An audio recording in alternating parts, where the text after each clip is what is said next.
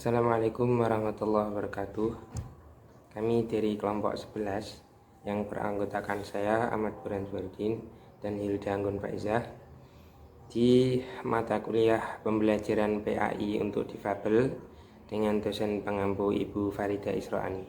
Di sini kelompok kita akan menjelaskan singkat tentang konsep individual learning program atau dalam bahasa lainnya program pembelajaran individual. Program pembelajaran individual ini disebut juga dengan the Individualized Education Program. Yang program ini diperkasai oleh Samuel Gridley Howe pada tahun 1871. Sedangkan di Indonesia bentuk pembelajaran ini telah diperkenalkan sejak tahun 1992. Nah, PPI ini merupakan rancangan pembelajaran bagi anak berkebutuhan khusus agar mereka mendapatkan pelayanan yang sesuai dengan kebutuhan mereka dan lebih memfokuskan kepada kemampuan dan kelemahan kompetensi peserta didik berkebutuhan khusus tersebut. Nah, ada beberapa prinsip yang harus dipenuhi di dalam program pembelajaran individual ini. Yang pertama, bahwa PPI bertujuan untuk menyelaraskan antara karakteristik kebutuhan khusus dan tugas pengembangan PDPK dengan kurikulum dan pembelajaran dalam upaya untuk mengembangkan potensi mereka secara optimal. Kemudian yang kedua, PPI ini berpusat kepada peserta didik yang diperlakukan sebagai subjek yang dinilai aktif dan mampu dalam belajar. Yang ketiga, komponen PPI ini difokuskan pada kemajuan dan kebutuhan PDPK itu sendiri, sedangkan kurikulum digunakan sebagai rambu-rambu, bukan dititik beratkan sebagai target utama dalam pembelajaran individual. Yang keempat, PPI tidak hanya terbatas pada tujuan pembelajaran atau kurikulum pembelajaran. Tujuan PPI juga dapat didasarkan kepada prioritas penanganan berdasarkan hasil asesmen diagnostik. Kemudian yang kelima, PPI bersifat fleksibel terhadap berbagai perubahan dan kemajuan yang dialami oleh peserta didik berkebutuhan khusus. Kemudian yang terakhir, bahwa PPI ini merupakan kesepakatan bersama atau hasil kolaborasi antar banyak pihak. Nah, kemudian apa tujuan dan fungsi dari program pembelajaran individual ini? Tujuan PPI ini secara garis besar adalah untuk membantu siswa yang bermasalah dalam belajarnya karena dia memiliki keterbatasan misalnya, sehingga siswa ini karena keterbatasnya, siswa ini sering tidak menangkap materi pembelajaran yang diberikan. Nah, program PPI ini memberikan solusi untuk siswa dengan macam kebutuhan seperti yang disebutkan tadi, yaitu peserta didik yang punya masalah sehingga tidak dapat menangkap materi pembelajaran yang diberikan secara optimal. Nah, apa fungsi dari PPI? Fungsi ini ada dua, ya. Yang pertama fungsi untuk muridnya, untuk peserta didik, dan yang kedua ada fungsi untuk tenaga pendidik.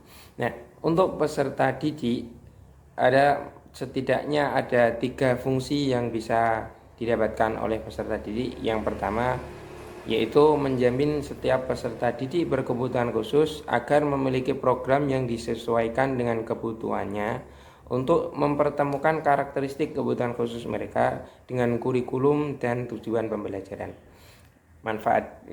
Fungsi kedua, agar peserta didik mendapatkan layanan pendidikan yang sesuai dengan karakteristik kebutuhan mereka masing-masing. Kemudian fungsi yang ketiga, program ini bisa mengoptimalkan potensi yang dimiliki setiap peserta didik tanpa terhambat kondisi dan kekhususan yang mereka alami. Nah, untuk guru sendiri atau tenaga pendidik ada beberapa fungsi. Yang pertama, program PPI ini bisa memberikan tenaga pendidik arahan pengajaran sesuai dengan karakteristik dan kelemahan serta sesuai minat dari peserta didik berkebutuhan khusus. Kemudian yang kedua, program ini meningkatkan keterampilan tenaga pendidik yang melakukan asesmen tentang karakteristik kebutuhan belajar tiap peserta didik secara spesifik. Kemudian yang ketiga, melakukan usaha mempertemukan antara kebutuhan-kebutuhan belajar spesifik peserta didik masing-masing dengan kurikulum dan tujuan pembelajaran yang sudah ditentukan. Nah, apa saja langkah yang harus dilakukan dalam melaksanakan program pembelajaran individual ini?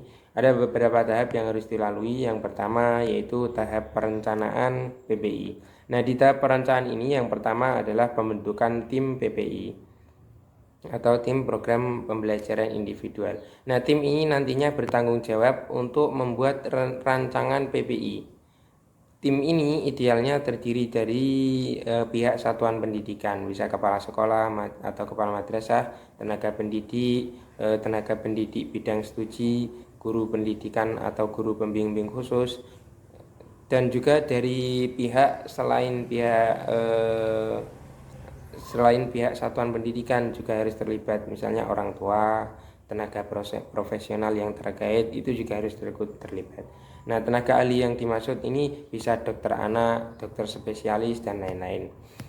Nah, kemudian tim PPI ini nantinya akan saling bekerja sama untuk melakukan penilaian awal atau asesmen diagnostik, membuat profil dari peserta didik berkebutuhan khusus, menyusun program pendidikan yang akan dilaksanakan, hingga pada cakupan yang lebih luas sampai kepada menyusun kebijakan sekolah yang mendukung pelaksanaan program pembelajaran individual ini.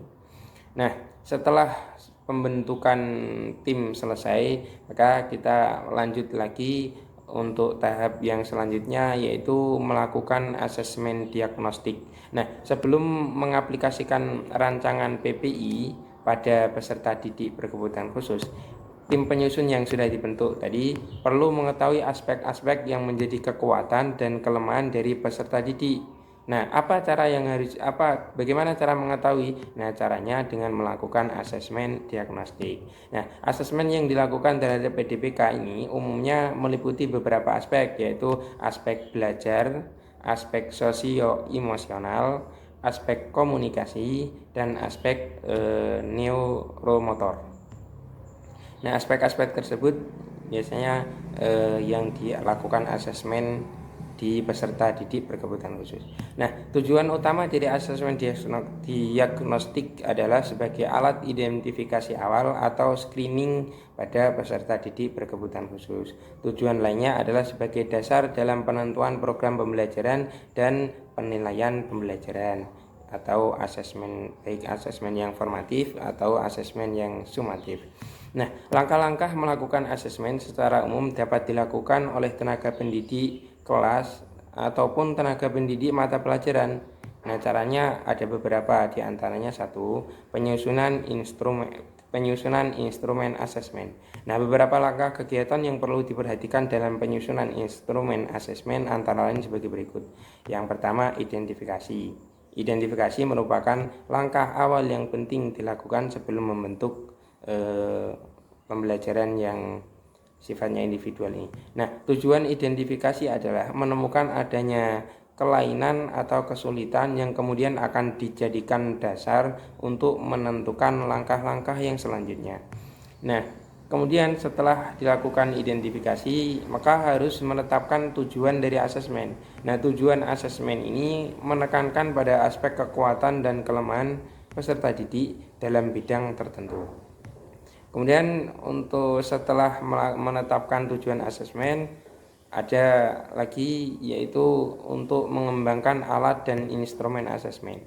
Nah, alat asesmen dapat dikelompokkan menjadi dua, yaitu alat asesmen yang sudah baku atau formal dan alat asesmen yang tidak baku atau non formal. Nah, alat asesmen yang sudah baku yang dimaksud dilakukan oleh tenaga profesional seperti tes kecerdasan yang digunakan oleh para psikolog. Alat asesmen yang tidak baku dapat dibuat oleh tenaga pendidik PDPK yang bersangkutan. Nah, alat asesmen buatan tenaga pendidik dapat berupa pertanyaan-pertanyaan untuk pengamatan, soal-soal tes akademik, dan lain sebagainya. Sejauh masih berkaitan dengan aspek-aspek yang hendak diukur dari kekuatan dan kelemahan PDPK yang bersangkutan. Kemudian setelah tahap pertama selesai, masuk ke tahap kedua, yaitu tahap pelaksanaan asesmen. Dalam pelaksanaan asesmen ini dapat dilakukan dengan beberapa teknik yang yang bisa digunakan sebagai berikut. Yang pertama bisa dengan wawancara. Wawancara dilakukan untuk memperoleh informasi data anak, data orang tua, keluarga, proses kelahiran, riwayat perkembangan fisik, sosial, dan pendidikan. Kemudian bisa dengan observasi atau pengamatan. Nah, tenaga pendidik juga dapat mengamati perilaku spesifik anak. Observasi hendaknya dilakukan secara berulang-ulang dan di tempat yang berbeda agar mendapatkan informasi yang konsisten. Kemudian yang bisa lagi menggunakan tes baku atau tes formal. Tes baku hanya dapat dilakukan oleh tenaga profesional, misalnya dokter, kemudian psikolog, maupun tenaga profesional lain. Nah, tes baku untuk mengetahui potensi anak yang berkaitan dengan kecerdasan, bakat dan minat dan lain-lain. Kemudian ada bisa lagi menggunakan tes yang tidak baku. Nah, tes tidak baku, penentuan dan instrumen yang melaksanakan dapat dilakukan oleh tenaga pendidik. Informasi asesmen dari tes tidak baku antara lain kemampuan pemahaman auditori, persepsi visual, orientasi, perilaku, bahasa ujaran, dan motorik. Kemudian yang terakhir asesmen bisa dilakukan dengan kajian dokumen. Nah, dokumen yang dikaji hasil asesmen dari tenaga profesional lain yang menangani anak seperti psikolog, dokter, terapis, wicara, terapis okupasi dan sebagainya. Nah, setelah tahap kedua selesai, maka masuk ke tahap ketiga, yaitu menganalisis hasil asesmen yang telah diperoleh.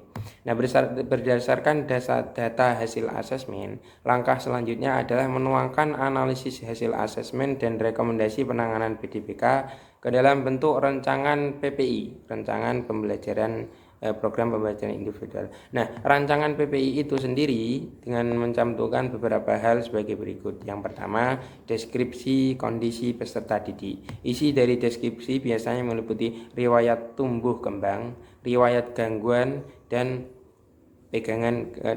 penanganan gangguan, serta kondisi internal berupa taraf intelektual, keterampilan motorik kasar dan keterampilan motorik yang halus. Kemudian tujuan PPI dirancang berdasarkan hasil asesmen yang menyeluruh mengenai peserta didik berkebutuhan khusus. Tujuan biasanya dituliskan menurut kerangka waktu, yakni tujuan jangka pendek, tujuan pembelajaran, dan tujuan jangka panjang atau capaian pembelajaran. Oke teman-teman, gimana? Masih semangat ya? Oke, langsung saja kita lanjutkan, yaitu tentang tahap pelaksanaan PPI. Nah, yang pertama yaitu strategi pengorganisasian.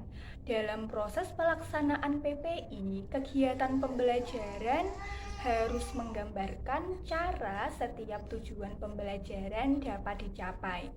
Secara spesifik, tenaga pendidik dapat memilih pendekatan pembelajaran yang memudahkan PDBK dalam belajar atau efisien. Nah, yang kedua yaitu strategi penyampaian. Penyampaian program atau materi pembelajaran hendaknya dilakukan secara variatif dengan melibatkan unsur gerak, suara, main peran, atau simulasi agar mampu membangkitkan minat dan motivasi belajar PDBK dan memberikan kesempatan kepada PDBK untuk merespon stimulus-stimulus yang diberikan tenaga pendidik secara aktif. Nah, kegiatan pembelajaran juga harus terkait dengan realita, tidak terisolasi. Ada kesesuaian antara aktivitas belajar dengan kehidupan nyata, sehingga kegiatan pembelajaran menjadi bermakna dan fungsional. Nah, yang ketiga yaitu strategi pengelolaan, di mana pendekatan pembelajaran secara aktif harus merancang lingkungan belajar yang sesuai untuk meningkatkan proses pembelajaran dalam mencapai tujuan.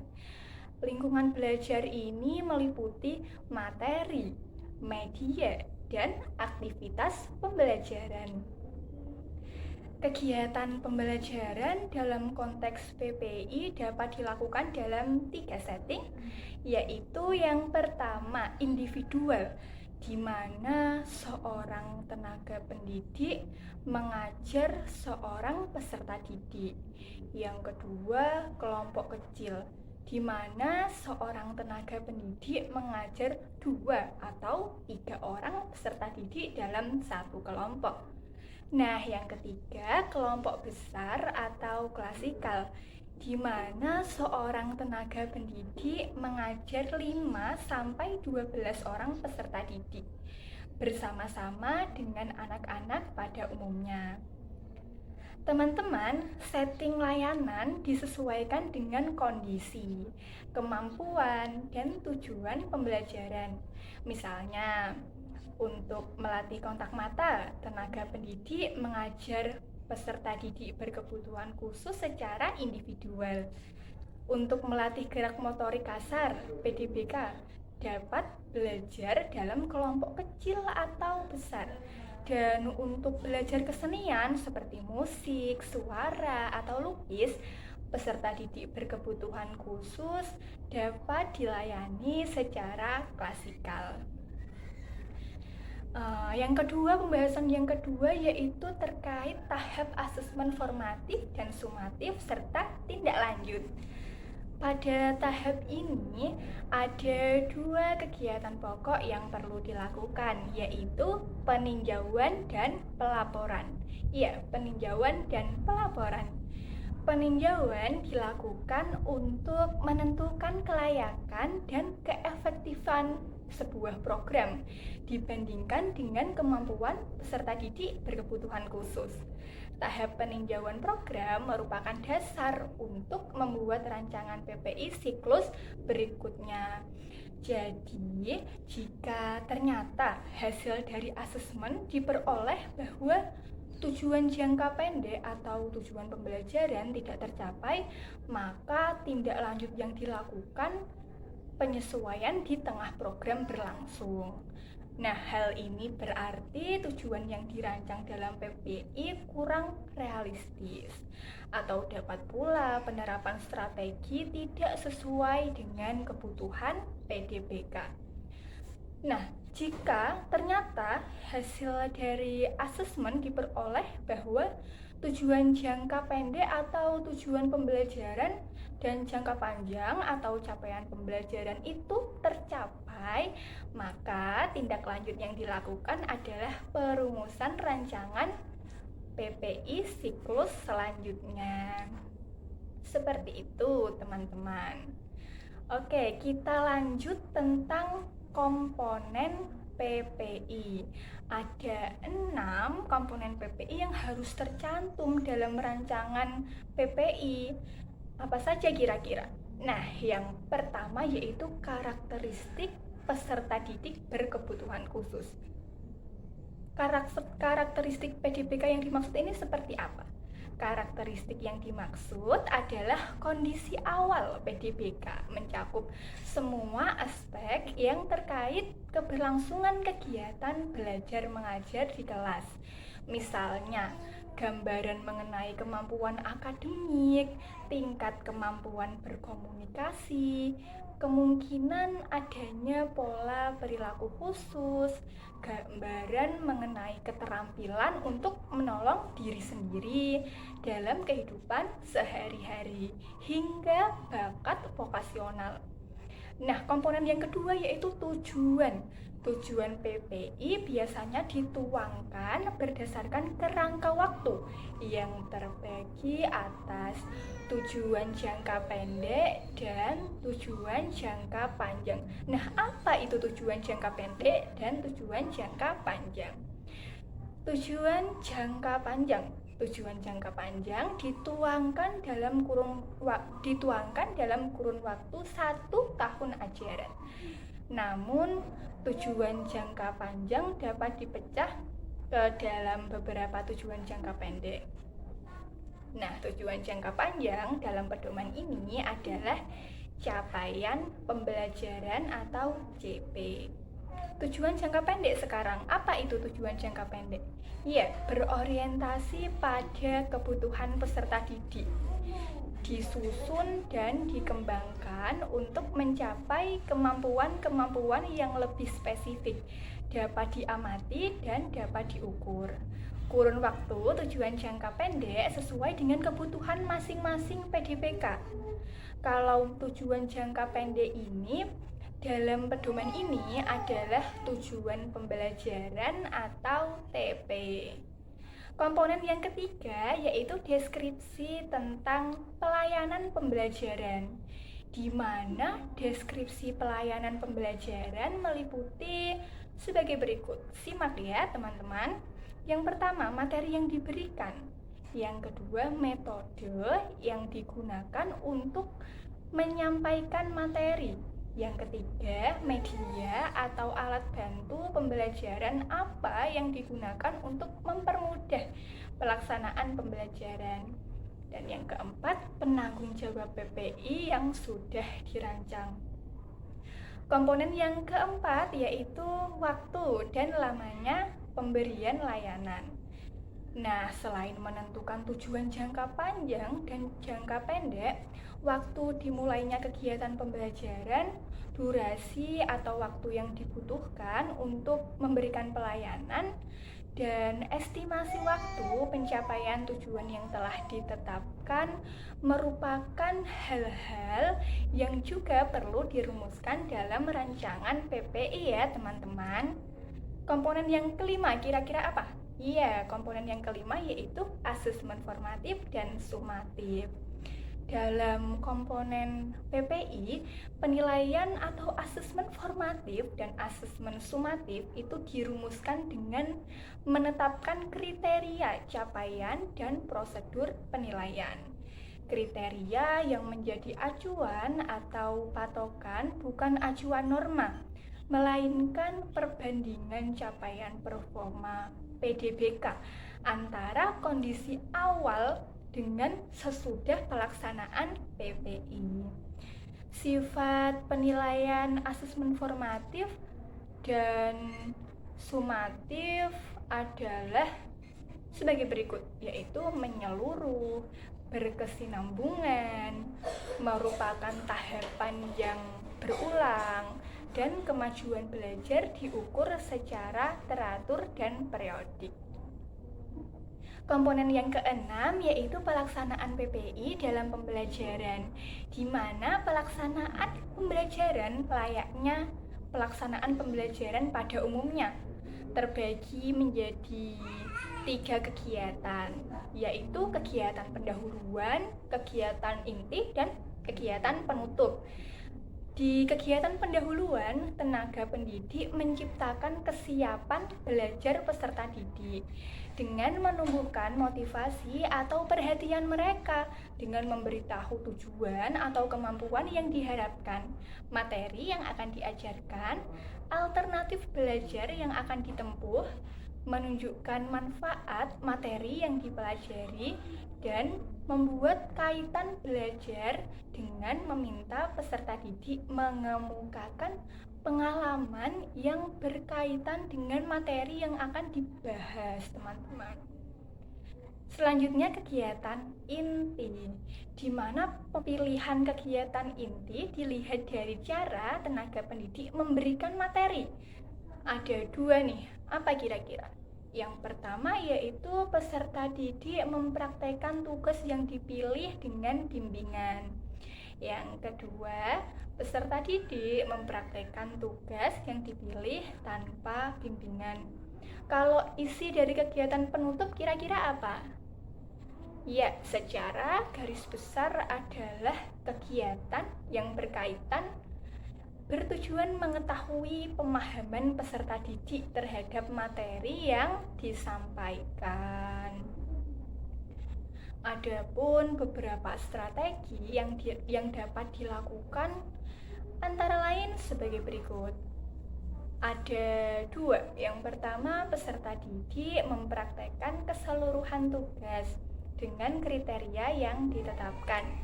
Yang kedua, peserta didik mempraktekkan berbagai tugas sejenis dengan yang dipilih peserta didik. Mereka mempraktekkan tugas yang disajikan dalam berbagai materi dan buku kerja, dan dalam berbagai setting, baik itu ruang, sumber, kelas reguler, dan rumah, dengan suatu kriteria yang ditentukan. Jadi seperti itu teman-teman. Selanjutnya terkait sistem pendukung atau support system. Nah, beberapa sistem pendukung untuk memperlancar model pembelajaran pendidikan inklusif melalui program pendidikan yang diindividualisasikan antara lain sebagai berikut. Yang pertama, sekolah dan guru ramah. Apa itu sekolah dan guru ramah?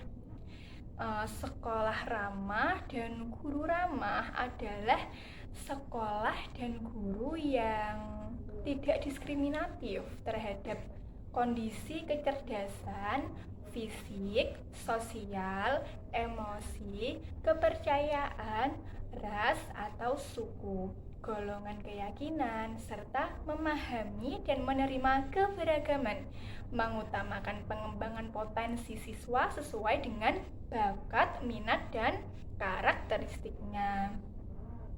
Support system yang kedua yaitu pusat sumber atau resource center dan sarpras, di mana pelayanan pembelajaran akan berjalan lancar apabila didukung oleh pusat sumber yang dapat memberikan bantuan teknis kepada sekolah yang di dalamnya terdapat anak berkebutuhan khusus. Apa itu pusat sumber? Pusat sumber merupakan tempat berkumpulnya para profesional.